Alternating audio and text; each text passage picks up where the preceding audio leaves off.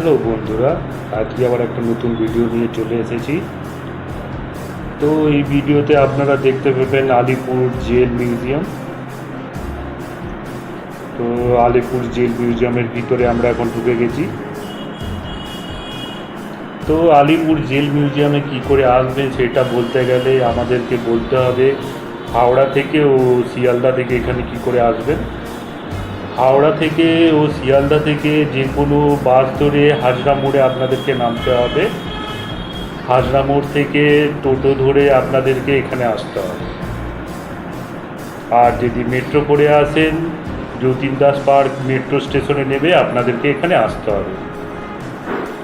আপনারা এখন দেখছেন স্মৃতিসৌধটি সামনে। তো আপনাদেরকে দেখাচ্ছি যে সামনে যে গাড়িগুলো দাঁড়িয়ে আছে, তো এই গাড়িগুলি আপনারা যদি হাঁটতে চলতে না পারেন তাহলে আপনারা এই গাড়িগুলিতে যেতে পারেন। আপনাদেরকে সামনে যে ওয়ালটা দেখিয়ে দেই, জেলের ওয়ালটা কত বড়। তো ওয়ালটা দেখানোর আগে আপনাদেরকে বলে দিই এই জেলটা কত সালে স্থাপিত হয়েছিল। 1906 সালে এই জেলটি স্থাপিত হয়েছিল।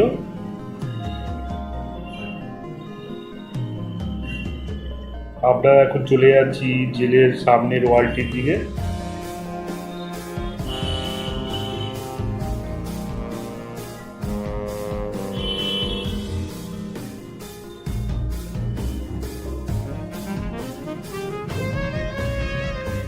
দেখতে পাচ্ছেন কত উঁচু ওয়াল, এই ওয়াল চারিদিকে ঘেরা জেলটি।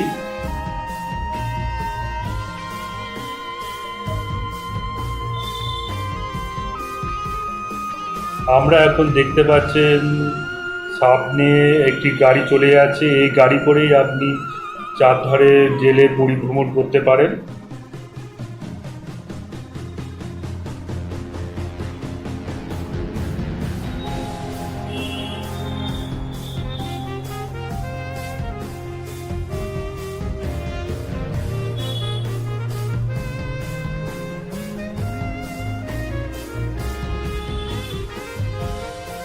আমরা এখন আরো ভিতরের দিকে ঢুকে যাচ্ছি জেলে।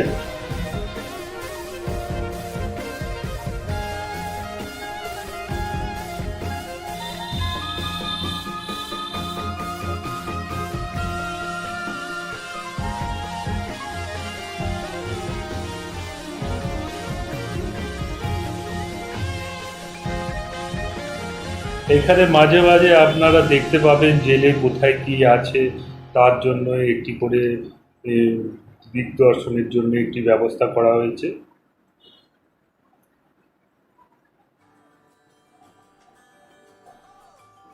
এইখানে যেমন আপনারা দেখতে পাচ্ছেন কোথায় কি আছে, সামনেই দেখতে পাচ্ছেন। উপরে দেখতে পাচ্ছেন ফাঁসি মঞ্চ, তারপরে নেহরু সেল, তারপরে নেতাজি সেল। তো আমরা এখন চলে যাচ্ছি নেতাজি সেলের দিকে।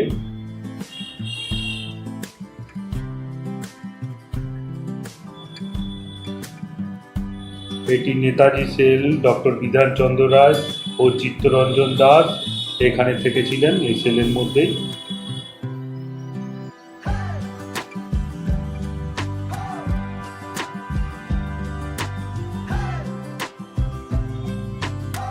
ব্রিটিশ আমলে এই জেলটি অত সুন্দরভাবে না থাকলেও এখন সুন্দরভাবে এটিকে সাজানো হয়েছে। তো আপনারা দেখছেন, ভাবছেন যে কত সুন্দর জেলটি, কিন্তু ব্রিটিশ আমলে এত সুন্দরভাবে জেলটি ছিল না। তখন জেলটি নানা রকম অবস্থায়, নানা রকম ভগ্ন অবস্থায় ছিল। তো এটি মিউজিয়ামে পরিণত করার জন্য এটিকে নতুন করে তৈরি করা হয়েছে। তো ব্রিটিশ শাসনকাল থেকে এই জেলটি অবস্থিত। তো এই জেলটি ব্রিটিশ শাসনকালের পরেও কিছুদিন যাবৎ এখানে 2019 সাল পর্যন্ত এই জেলটিতে আবাসিক ছিল।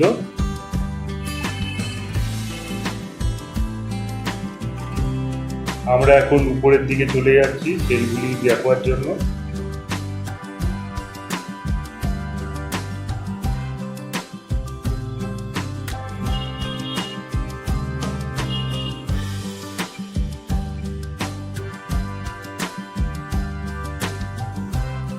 2019 সাল পর্যন্ত এই জেলে সাধারণ আবাসিকদের রাখা হতো, আর এখানে যারা অপরাধ করতো তাদেরকে রাখা হতো। 2019 সালের পর থেকে এটিকে জেল মিউজিয়ামে পরিণত করা হয়েছে। কলকাতার বুকে এরকম একটি জেল মিউজিয়াম খুবই সুন্দর বিষয়, কারণ আমরা তো আর আন্দামান নিকোবরে সবাই যাওয়ার সামর্থ্য থাকে না, তার জন্য এই জেল মিউজিয়ামটা হওয়ার জন্য আমরা কিছুটা স্বাদ এখান থেকেই উপলব্ধি করতে পারছি। জেলে কিভাবে মানুষজনদের রাখা হয় সেটাও দেখতে পাচ্ছি।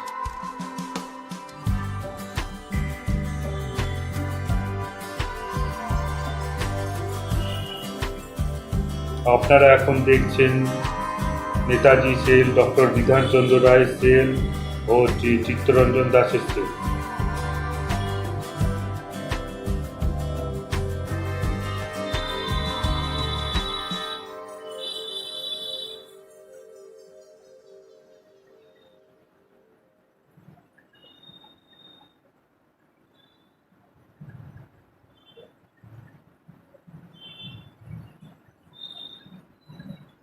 তো এখানে আসতে গেলে আপনাদেরকে টিকিট মূল্য 30 টাকা, আর লাইট আর সাউন্ড শো একটি হয় রাত্রিবেলা, তার মূল্য 100 টাকা দিতে হবে।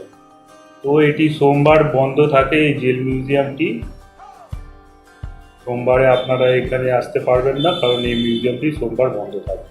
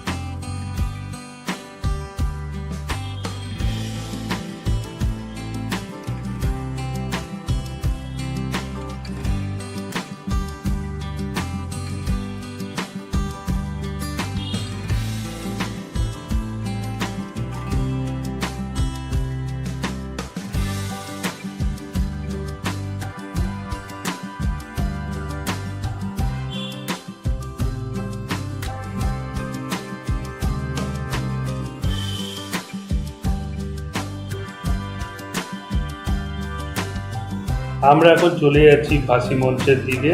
তো নেতাজি সেলের পাশেই ফাঁসি মঞ্চটি আছে।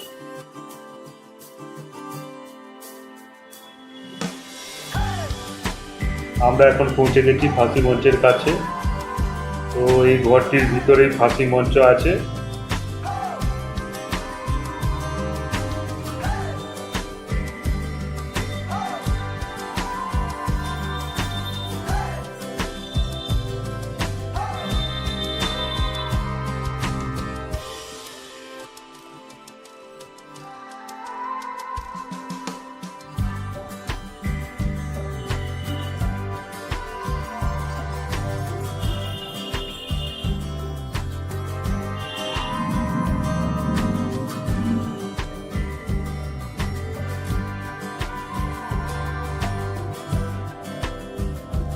এর পাশে যে ঘরটা দেখতে পাচ্ছেন এটি হলো পোস্টমর্টম ঘর। তো ফাঁসি হয়ে যাওয়ার পর যদি কেউ বেঁচে থাকে বা যদি মরে যায়, তারপরে কি মরে গেছে কিনা সেটি দেখার জন্য এখানে নিয়ে আসা হতো বিপ্লবীদেরকে, দিয়ে চেক করা হতো যে সে বেঁচে আছে কি মরে গেছে।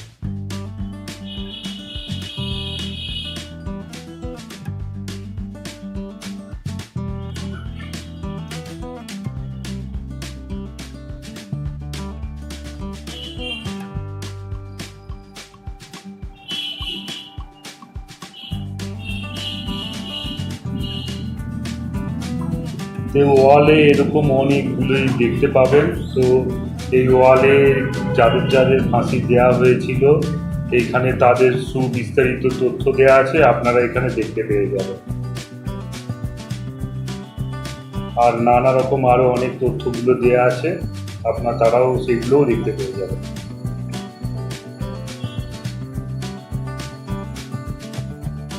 এই ফাঁসি মঞ্চে কি কি হতো, কি ডাক্তারি পরীক্ষা হতো, কিভাবে ফাঁসি দেওয়া হতো, কিভাবে সব মেডিকেল চেক আপ হতো, এখানে সব কিছু তথ্য এখানে দেওয়া আছে। আর কাদের কাদের এখানে ফাঁসি দেওয়া হয়েছিল সেটাও দেওয়া আছে।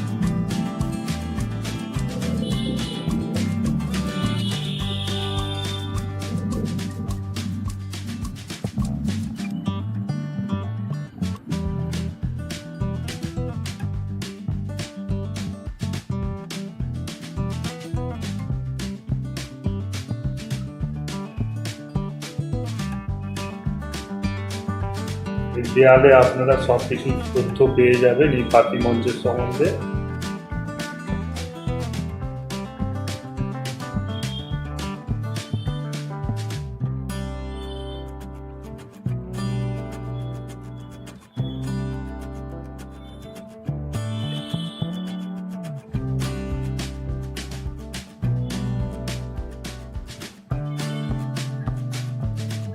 এখানে কাকে কাকে ফাঁসি দেওয়া হয়েছিল তার নামগুলি লেখা আছে। তো সেই সমস্ত বিপ্লবীদের নাম আপনারা এখানে দেখতে পেয়ে যাবেন।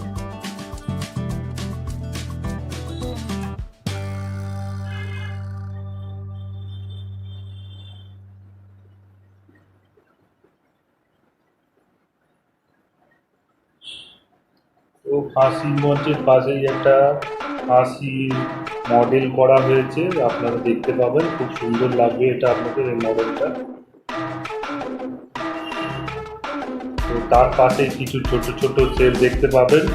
এই সেলের মধ্যে ফাঁসি হওয়ার আগে তাদেরকে বিপ্লবীদেরকে রাখা হতো। তো তাদের মনের শেষ ইচ্ছা পূরণের পর্যন্ত এখানে মনের শেষ ইচ্ছা পূরণের ব্যবস্থা করা হতো।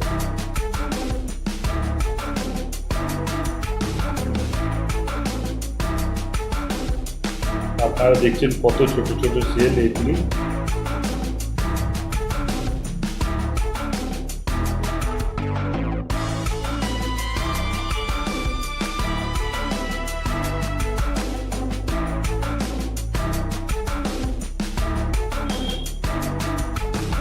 এই সেলের মধ্যেই বিপ্লবীরা তার জীবনের শেষ অধ্যায়টুকু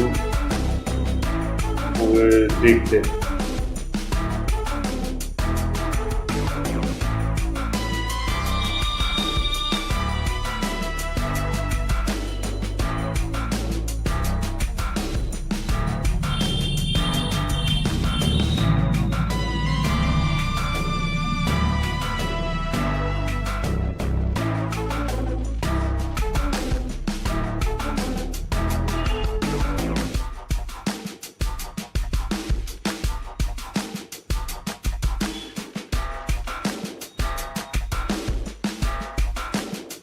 দেখতে পাচ্ছেন কত ছোট কামরার মধ্যে, পুকুরির মধ্যে রাখা হতো বিপ্লবীদেরকে।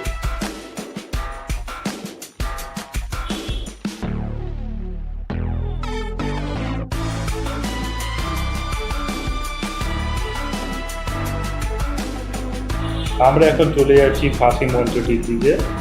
তো ফাঁসি মঞ্চটির সম্বন্ধে বলতে গেলে আমরা বলা উচিত যে এখানে শেষ ফাঁসি হয়েছিল 2004 সালে ধনঞ্জয়ের।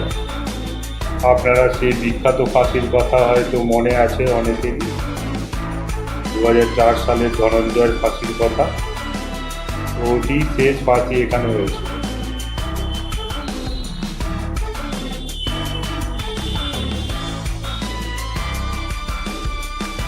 তো ফাঁসি মঞ্চটিকে সুন্দরভাবে সাজানো হয়েছে, আপনারা দেখতে পাচ্ছেন কত বিপ্লবীরা নিজেদের শেষ নিঃশ্বাস ত্যাগ করেছিল।